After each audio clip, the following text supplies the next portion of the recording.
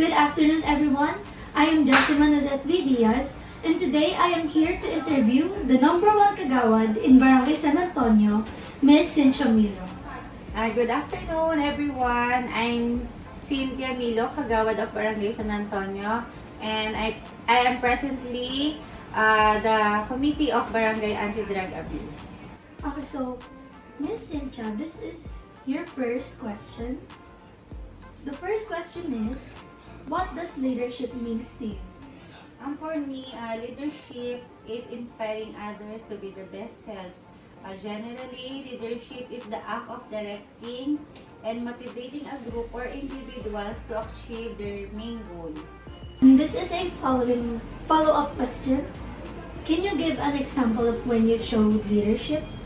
For me, pinapakita ko yung pagiging leadership ko sa mga staff ko, kung paano ko sila bigyan ng pahalaga, hindi lang doon sa mga trabaho nila, kahit pa paano, kinakausap ko sila kung anong mga problema meron sila na kinakaharap. Okay, so the next question is, describe the key actions and behaviors of the person that you've experienced as your best leader.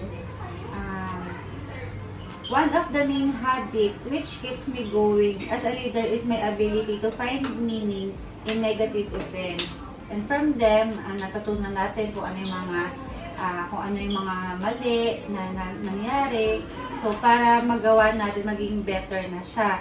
Even the most trying circumstances which helps me to conquer adversity and emerge strong and more committed day in, day out. Example, create a reward program for my staff. Okay, so the next question is, are leaders born or made?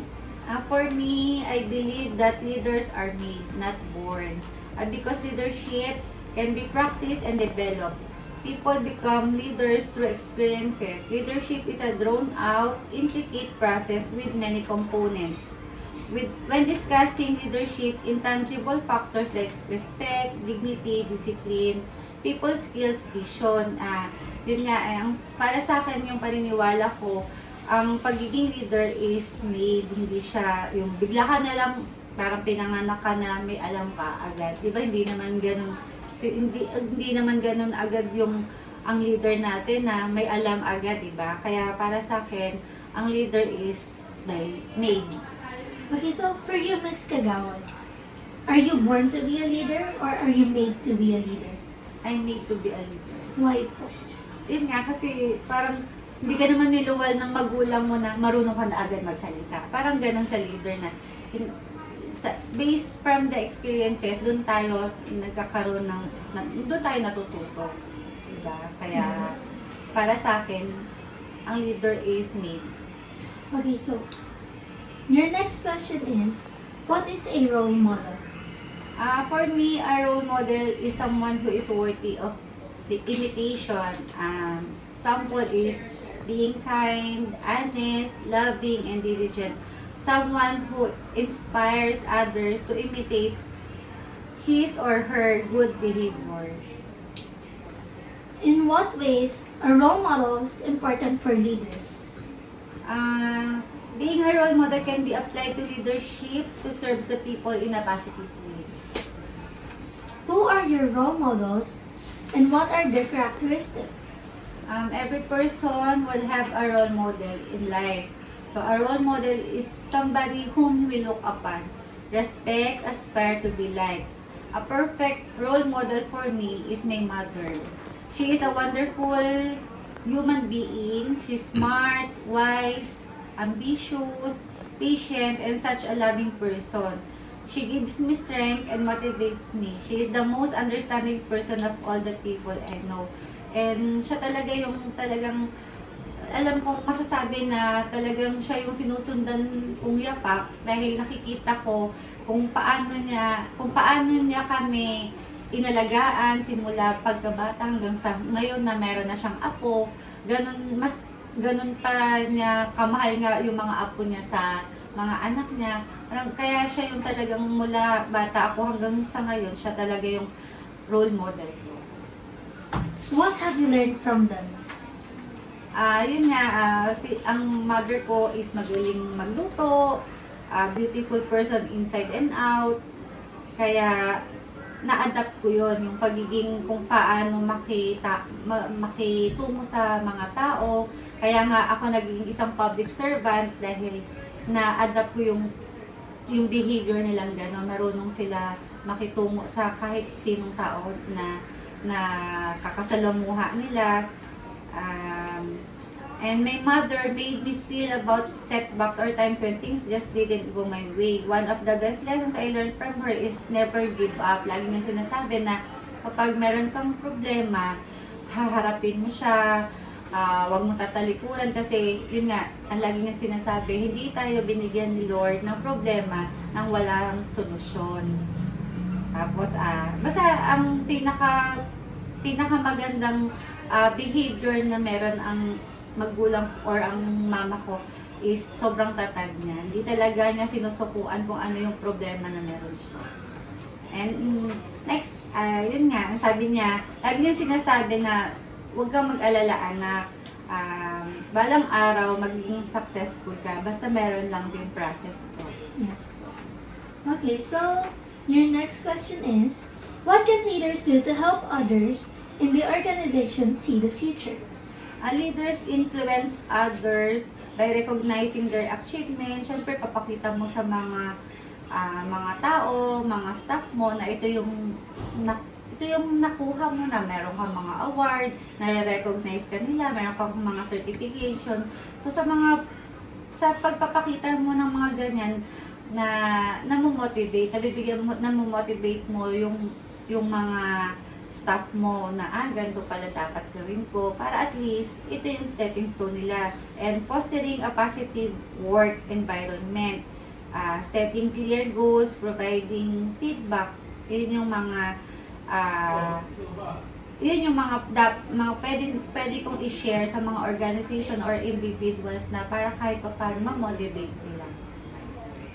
So, maganda naman po yung kinalabasan po nung... So far, okay naman. Kasi syempre, pag may mga, mas maganda kasi yung meron kami mga pinapakita, at least alam nila na totoo na, oo nga, ito yung dapat kong gawin para kahit pa paano someday, ganito lang ma-acquire ko din siya someday.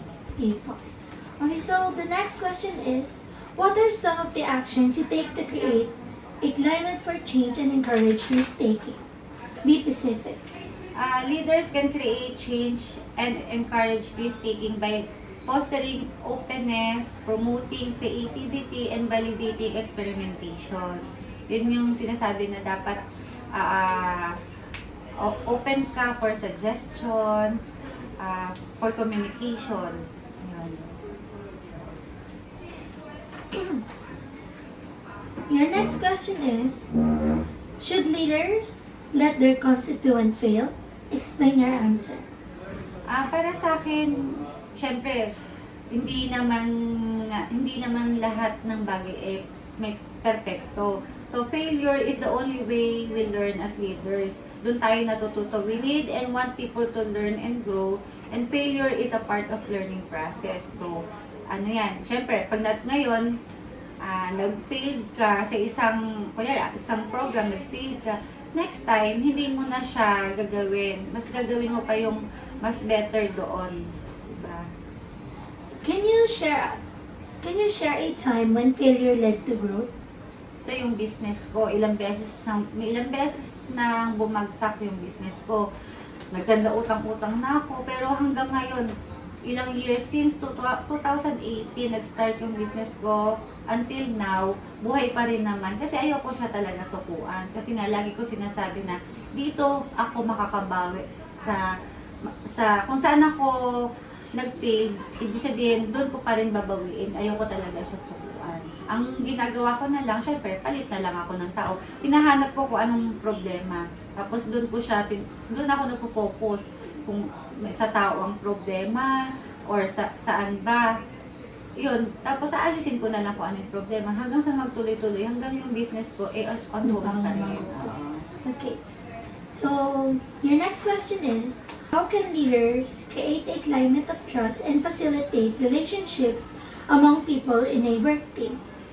team exercise are better way to instigate camaraderie in the team. Gaya na lang nung pagkakaroon natin ng mga seminars, sa mga sa mga staff, required daily meeting, dapat lagi natin sila nakakausap. Mas maganda araw-araw nakakausap natin sila and shares information openly with the team. Yun, dapat every now and then, tinatanong natin sila kung mayroon bang problema. At least, yung problema, bago pa lang, nagagawa na natin ang solusyon, nagagawa na agad natin ang paraan. Hindi na siya lumalala.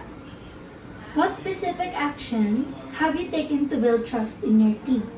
Yung open communication pa rin and open for suggestions. Kasi nga, hindi naman porky leaders ka, hindi ka natatanggap ng mga suggestions ng mga staff mo. Kasi mas maraming suggestions, mas maganda. Mas lalo natin napapalago yung ating business. Okay, so the next question is, what are 3 things that can be done to improve in each leadership practice?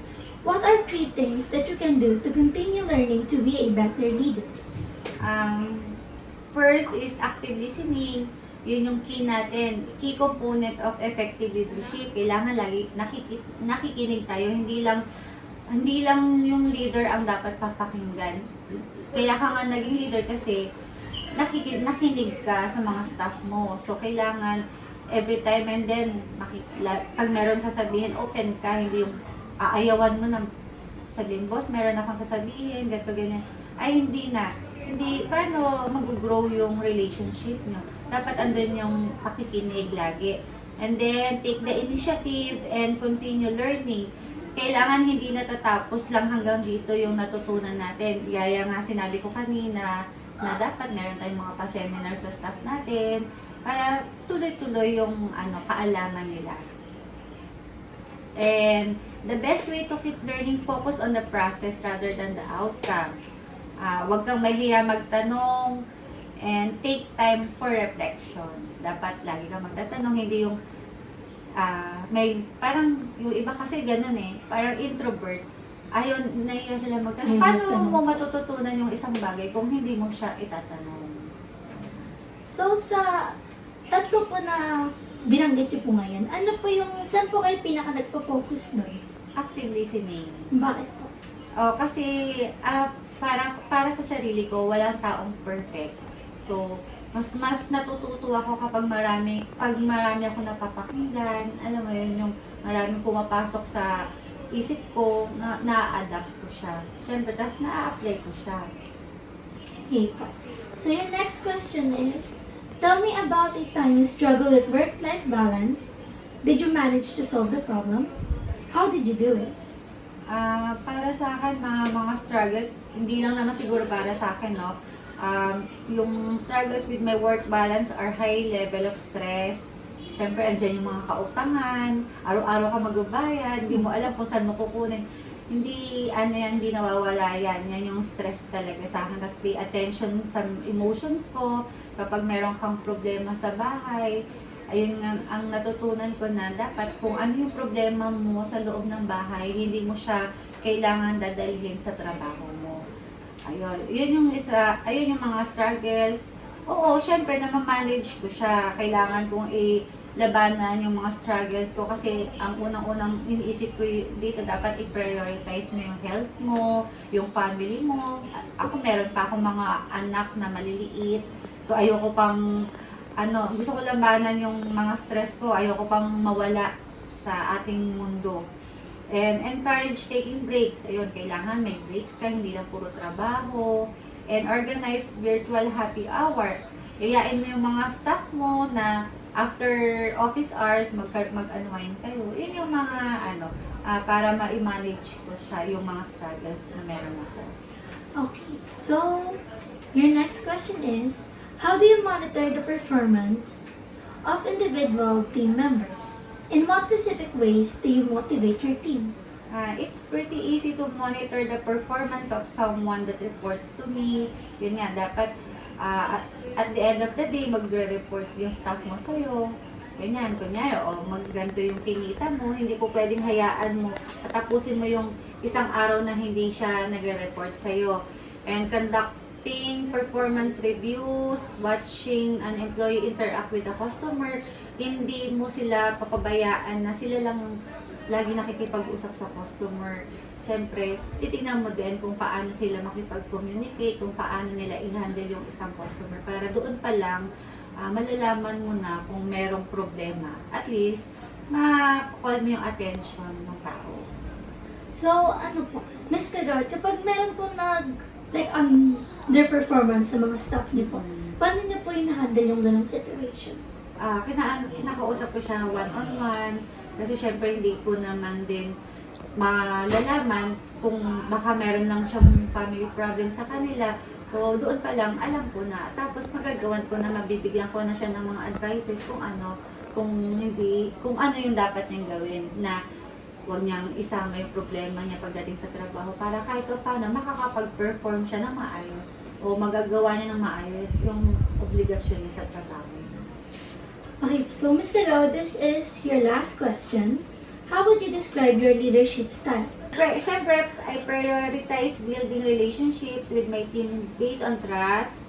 Kailangan andun yung tiwala, respeto. Yun yung lagi ko sinasabi na bago ka irespeto ng kapwa mo, kailangan i-earn mo muna yung respeto sa sarili mo. Yun yung lagi ko sinasabi. And pagiging transparency, kailangan, yun nga, wala kang tinatago, wala rin siyang itinatago sa isa't isa. And I actively listen to their concerns and feedbacks. Open ako for any suggestions and provide regular recognition. Yun nga yung sinasabi ko na kailangan i-recognize natin sila, yung mga staff natin, magbibigay tayo ng mga pa-award para kahit pa paano, mas ma-motivate pa sila. And offer opportunities for growth and development.